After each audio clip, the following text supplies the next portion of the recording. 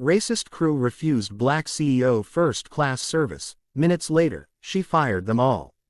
The cabin fell quiet the moment she sat down. It wasn't the peaceful kind of silence you'd expect in a first-class section lined with polished wood accents and soft leather seats. It was the kind that carried whispers and spoken judgments drifting between passengers and crew. Seat 2A. That was where she sat. Calm, composed, unbothered, at least on the surface. Her name was Naomi Carter.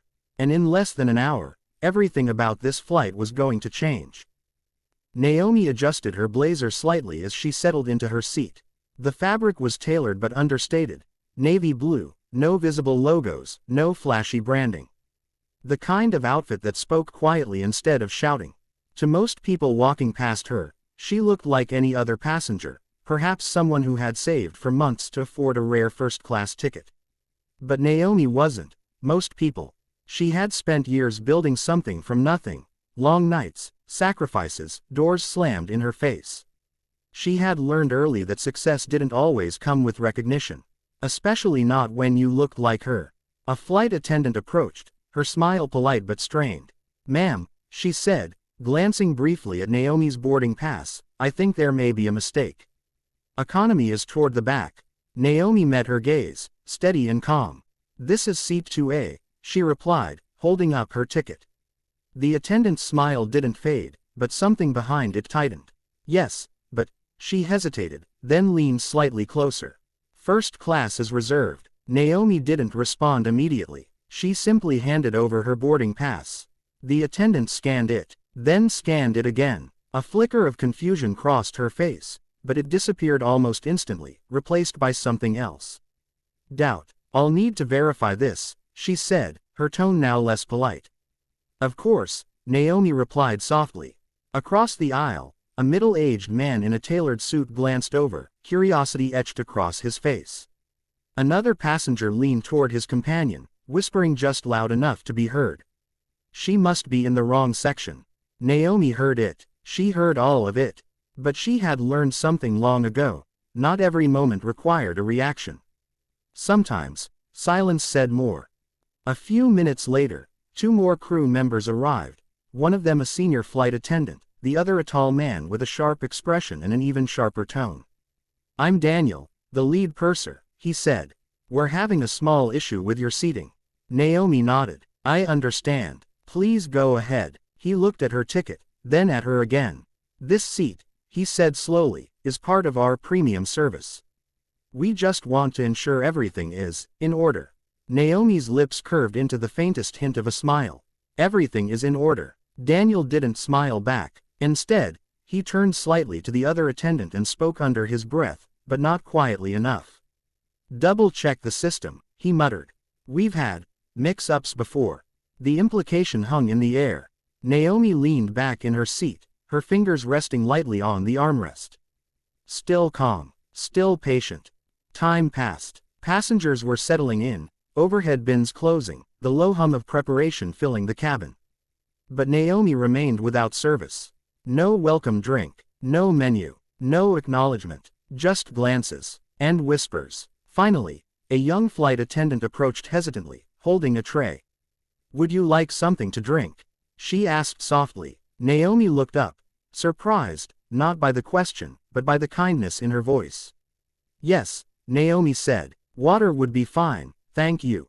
The attendant nodded quickly and handed her a glass. "Let me know if you need anything else," she added, almost in a whisper. Naomi smiled. "I appreciate that." From across the cabin, Daniel noticed.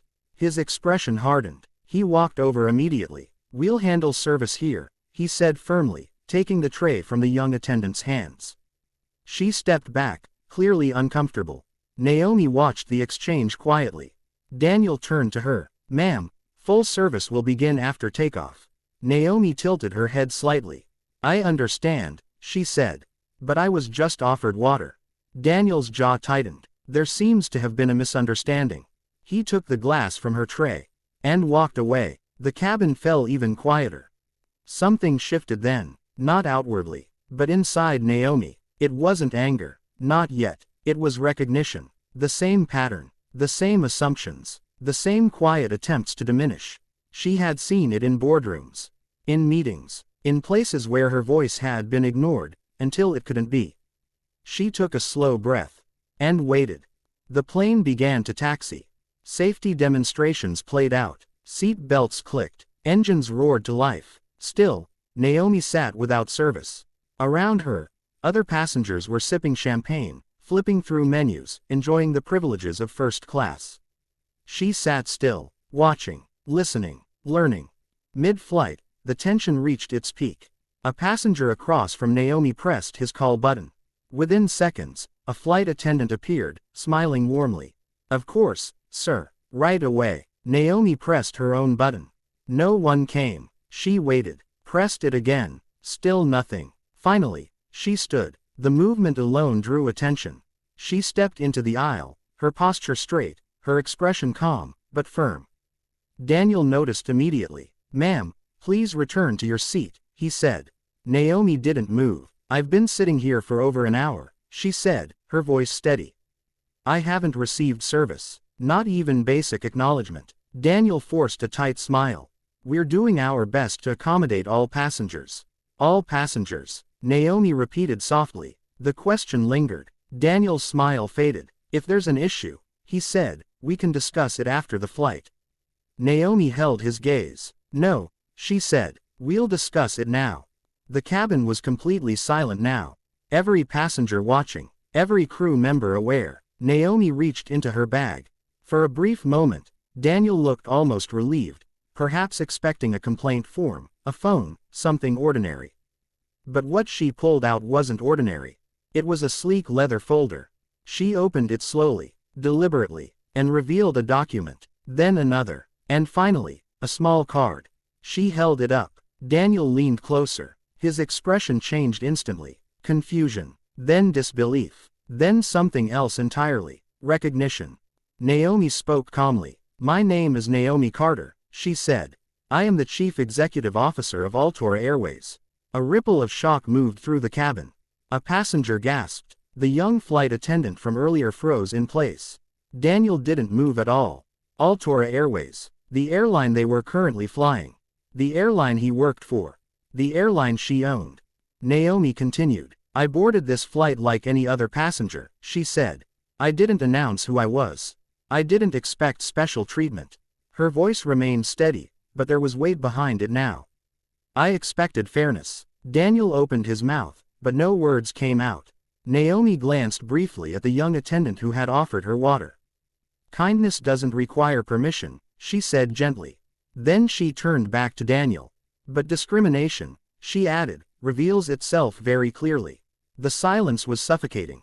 Daniel finally found his voice. "Ms. Carter, I had no idea."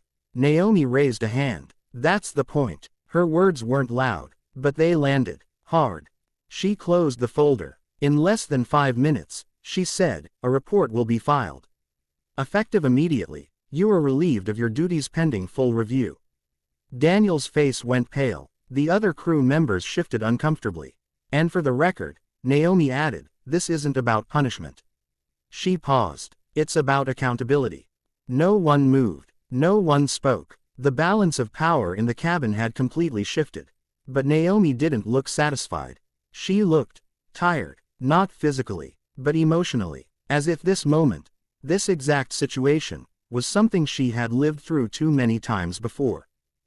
Then, something unexpected happened. The young flight attendant stepped forward, her voice trembling slightly. "I'm sorry," she said. Naomi looked at her. "You showed kindness," Naomi replied softly. "That matters." The attendant nodded, her eyes glistening. The rest of the flight passed in a different kind of silence. Not tense, not judgmental, reflective. Service resumed, but it felt different now. More careful, more aware. As the plane began its descent, Naomi looked out the window. Clouds stretched endlessly beneath them, soft and quiet. For a moment, she allowed herself to breathe, to simply exist, without explanation, without defense. When the plane landed, passengers remained seated longer than usual. Some glanced at her with curiosity, others with respect, a few with something deeper, understanding. Naomi gathered her things slowly. No rush, No urgency. Just quiet composure. As she stepped off the plane, the young attendant approached her one last time. "Thank you," she said softly. Naomi paused. "For what?" she asked. The attendant hesitated. "For reminding us to see people." Naomi held her gaze for a moment, then gave a small, genuine smile, and walked away.